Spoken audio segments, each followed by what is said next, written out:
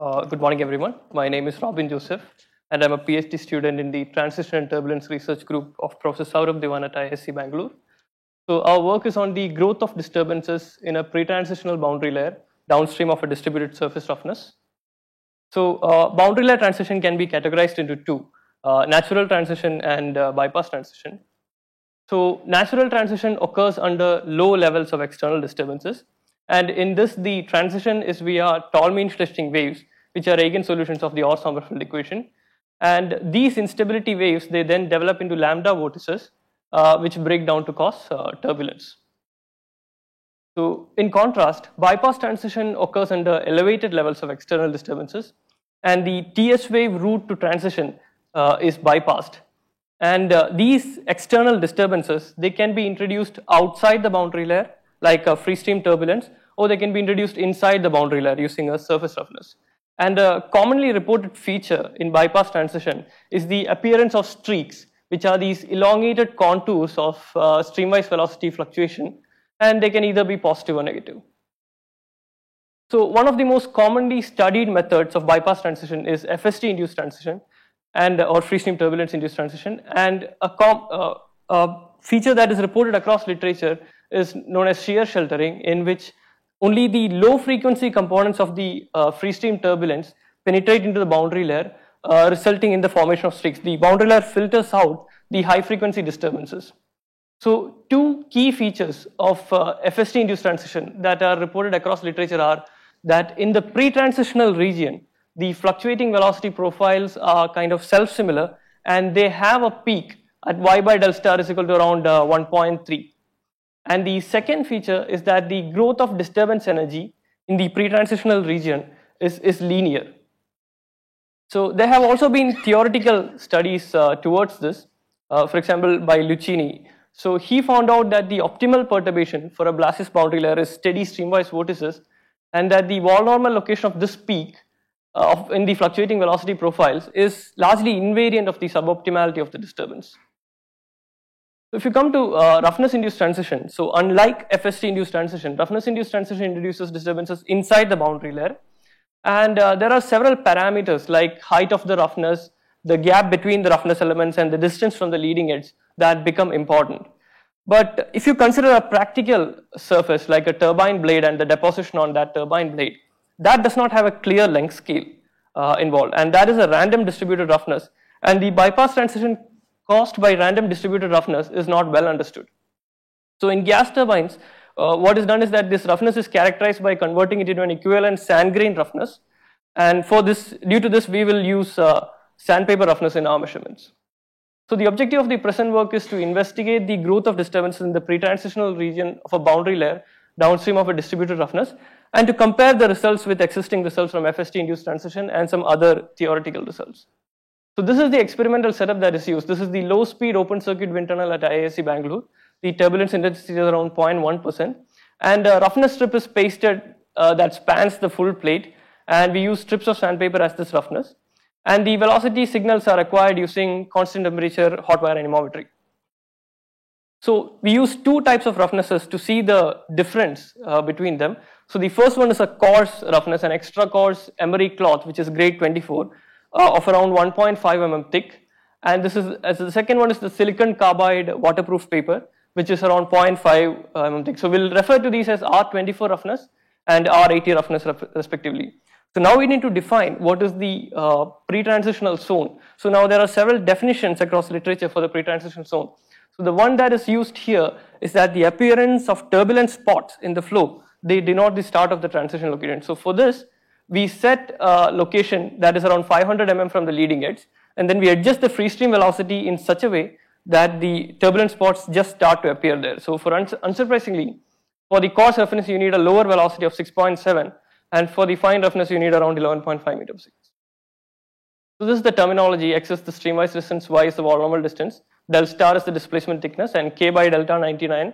K is the height of the roughness, and K by delta 99 represents the ratio of height of the roughness to the local boundary layer thickness. So coming to the results, if you plot the fluctuating velocity profiles, you see that at 600 mm from the leading edge, that is after the flow has become transitional, you see a sudden increase in the fluctuating velocity, So this sort of justifies our decision of using appearance of turbulent spots as the start of the transition zone. And there seems to be a secondary peak as well at around x equal to 500 mm, where spots just start to appear. And this peak appears to grow and become the primary peak later on. So we need to. So before we go into the power spectral density, the roughness consists of a backing cloth on which these sand grain roughnesses are pasted.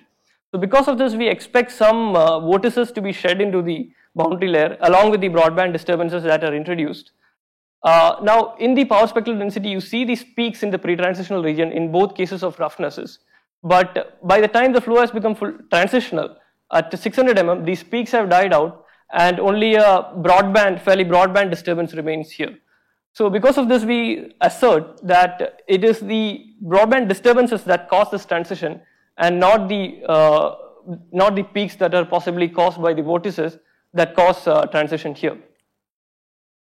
So to compare our results to the results from FST-induced transition, we plot the fluctuating velocity profiles, we normalize them with their maximum values and compare the results to FST-induced transition. So if you remember, the FST-induced transition has sort of self-similar fluctuating velocity profiles with a peak at y by delta around 1.3. But if you look at our results, you see that these are not self-similar and the wall normal location of the peak varies. For the R80 roughness, the wall normal location of the peak initially starts closer to the wall at y by del star less than 1.3. Then it gradually moves away from it. But for the R24 coarser roughness, it remains much closer to the wall throughout. So this is a deviation from the existing FST-induced transition results that we see. So now we want to compare our results to other roughness-induced transition results.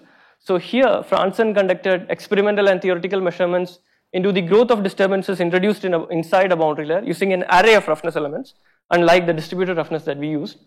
So with respect to the wall normal location, he found out that the fluctuating velocity profiles are not self-similar, unlike FST-induced transition, similar to our results, but he considered steady disturbances which sort of die out after some time. So now if you look at the second property, that is the growth of disturbance energy in the pre-transitional region, we see that the growth of disturbance energy for the FST-induced transition is linear in the pre-transitional region, and it appears that for the R80 roughness, the growth in the pre-transitional region is linear, although we need more points to verify this. But for the R24 roughness, you see that the growth of disturbance energy is not linear. In fact, there is a slight drop after 400, and these are very small values. So in general, a theme that we see is that for the coarse roughness, that does not show any similarity with the existing results.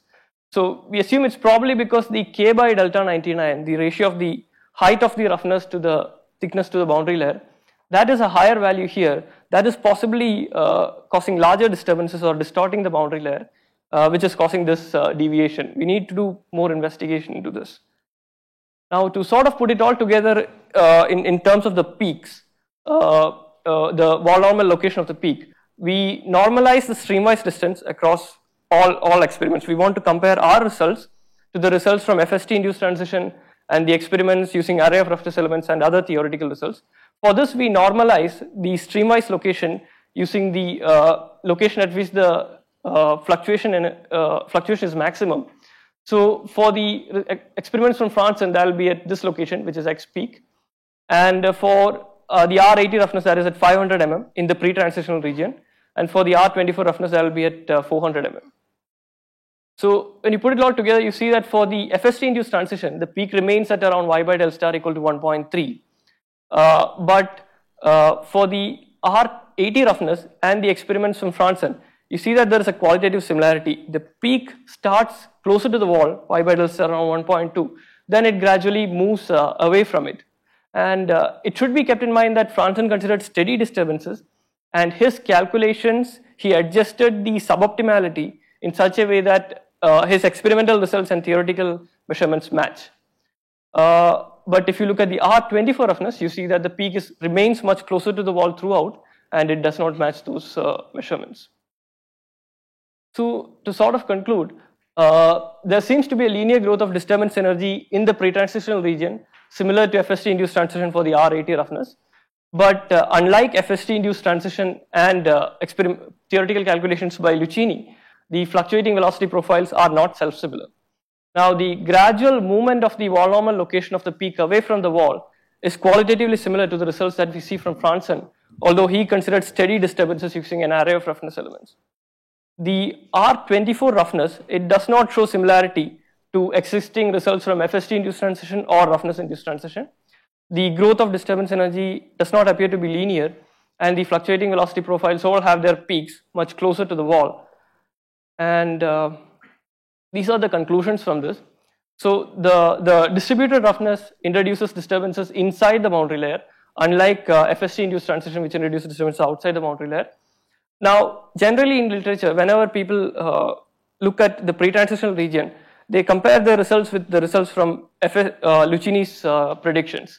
So the present measurements indicate that for at least for roughness-induced transition, it might be more appropriate to consider theoretical calculations that consider disturbances inside the boundary layer, unlike the calculations by Lucchini. And future work involves analyzing experiments using different other types of roughnesses and some other PIV measurements as well. Thank you.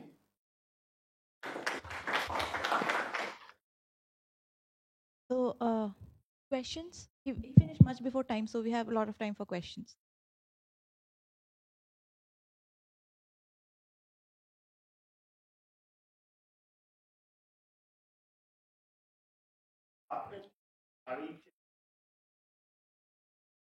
Yes, yes.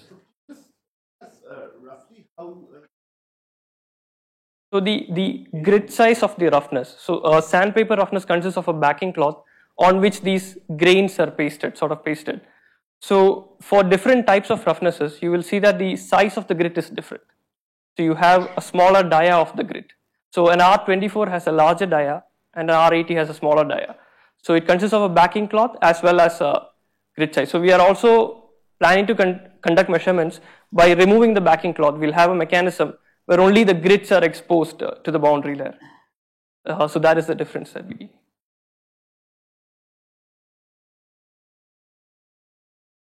How the particles. Yes, that is the effect that we want to do. What we plan to do is that we plan to put the roughness on a plate, sort of a step, and then lower the step a little bit so that it. Yes. So only the backing cloth is not exposed to the flow. Only the grit is exposed to the flow. That is what we plan to conduct.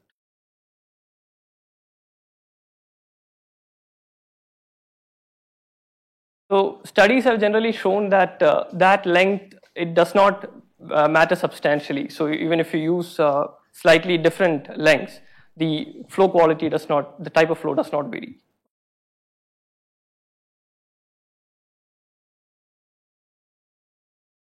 That you mentioned. So what are they actually? So those are numerical calculations in which he found that the initial disturbance should be a steady streamwise vortex. If you introduce that numerically, you see maximum growth in the streamwise direction. But if you say introduce some sort of unsteadiness, so the roughness might introduce some sort of unsteadiness, that constitutes a suboptimality. So the steady disturbance is considered optimal. If you have, say, unsteady disturbance of some other kind, then that can be considered as suboptimal. If there are no other questions, let us thank the speaker again. Very nice talk. So.